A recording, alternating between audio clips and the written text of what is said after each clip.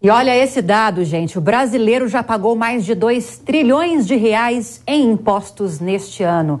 Reflexo da reforma tributária que ainda não saiu do papel. Confira na reportagem de Marcelo Matos. O impostômetro da Associação Comercial de São Paulo registra a incrível marca de 2 trilhões de reais em impostos pagos por você, o contribuinte brasileiro, nas esferas municipal, estadual e federal. O presidente da entidade, Alfredo Kutait, lembra que no ano passado essa marca foi obtida no dia 13 de outubro. Eu tenho a impressão que a primeira pauta do novo governo, qualquer que seja, ou pela continuidade ou por um novo governo, a primeira pauta será a discussão da reforma tributária. Ela é fundamental para melhorar o ambiente econômico. Nós precisamos entender, inclusive, que as propostas que estão sendo discutidas hoje na Câmara e no Senado não são as propostas que atendem à totalidade da população brasileira. Nós precisamos entender e precisamos ser ouvidos. O que eu falo sempre, Marcelo, é o seguinte, que nós queremos que haja um debate sobre a reforma tributária, mas nós, do comércio e do serviço, do micro e do pequeno empreendedor, queremos ser ouvidos, porque isso se fecha nos grandes gabinetes, discute-se e não entendem qual é a realidade brasileira, a nossa realidade. Contribuíram para essa aceleração da arrecadação dos impostos em 2022 o IPI federal e o ICMS estadual.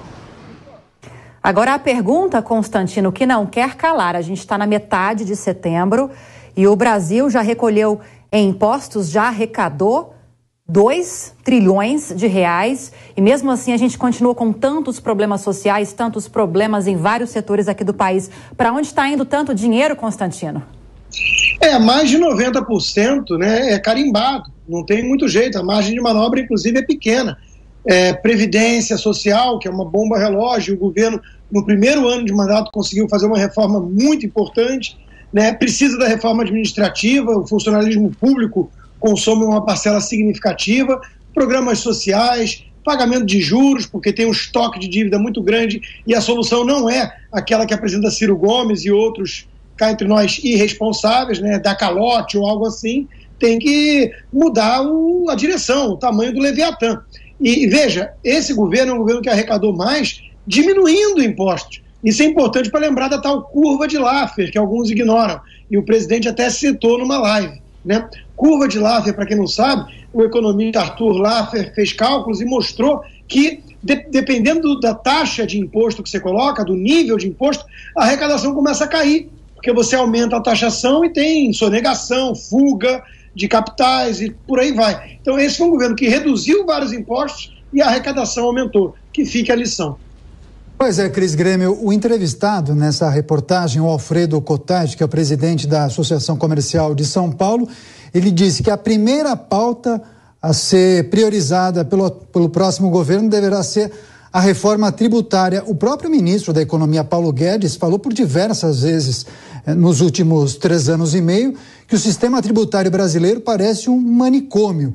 Você concorda que essa deve ser a pauta número 0 do próximo governo? Essa é a pauta número 0 há 30 anos, né? Passou por todos os governos recentes aí, ninguém conseguiu resolver. Agora vamos ser justos. Não é uma pauta para o próximo governo, é uma pauta para o próximo legislativo.